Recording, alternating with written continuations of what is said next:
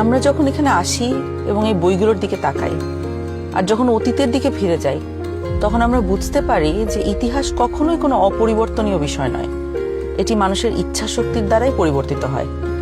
এখন আমাদের নিজেদের ভাগ্য এবং ইতিহাস আবারও নতুন করে লেখার সুযোগ নিয়ে এসেছে গণভোট 2026। সবার মনে একটা প্রশ্ন, গণভোটটা আসলে কি? গণভোটটা হলো আসলে একটা ভবিষ্যৎ বাংলাদেশের ম্যাপ। ভবিষ্যৎ বাংলাদেশ থেকে আপনি কি চান আর কি চান না একজন নাগরিক হিসাবে তার একটা খতিয়ান। আপনি কি এমন একটি বাংলাদেশ দেখতে চান যেখানে কেউ চাইলে 10 বছরের বেশি প্রধানমন্ত্রী থাকতে পারবে না? এমন বাংলাদেশ যেখানে সরকার চাইলেই বিরোধী দলের সম্মতি ছাড়া জরুরি অবস্থা জারি করতে পারবে না, চাইলেই জরুরি অবস্থার সময়ে নাগরিকের বেঁচে থাকার অধিকার কেড়ে নিতে পারবে না, চাইলেই এক্সট্রা জুডিশিয়াল কিলিং করতে পারবে না? আপনি কি চান সংসদে একটি উচ্চকক্ষ থাকুক? দলগুলো ক্ষমতায় গিয়ে 2/3 সদস্যের জোরে যেন সংবিধান যেমন ইচ্ছে বদলে না ফেলতে পারে, এটা চান? সংবিধানের যে কোনো পরিবর্তন করতে হলে উচ্চকক্ষের সমর্থন লাগুক, এটা চান?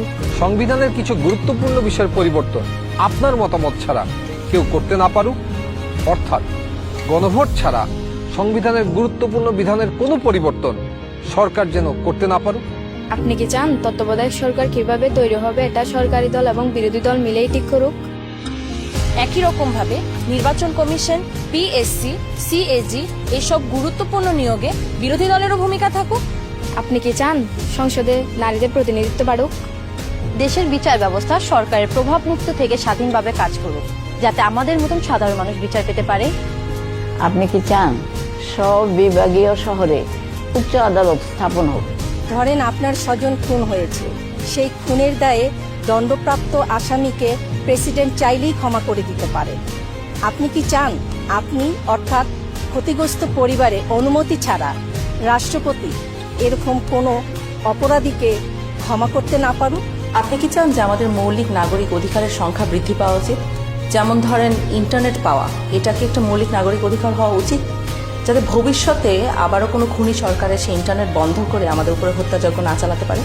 রাষ্ট্রপতি এবং প্রধানমন্ত্রী ক্ষমতার মধ্যে ভারসাম্য বজায় থাকুক, এটা কি আপনি চান? বাংলা ভাষার পাশাপাশি দেশের অন্যান্য জনগোষ্ঠীর ভাষার স্বীকৃতি পাক, এটা কি আপনি চান? আপনি যদি এই পরিবর্তনগুলো চান, আপনি যদি এই পরিবর্তনগুলো চান, তাহলে গণভোটে হাতে সিল মারুন। হাতে সিল মারুন। হ্যাঁতে সিল মারুন, হাতে সিল মারুন, হাতে সিল মারুন। হেতে সিল মারুন।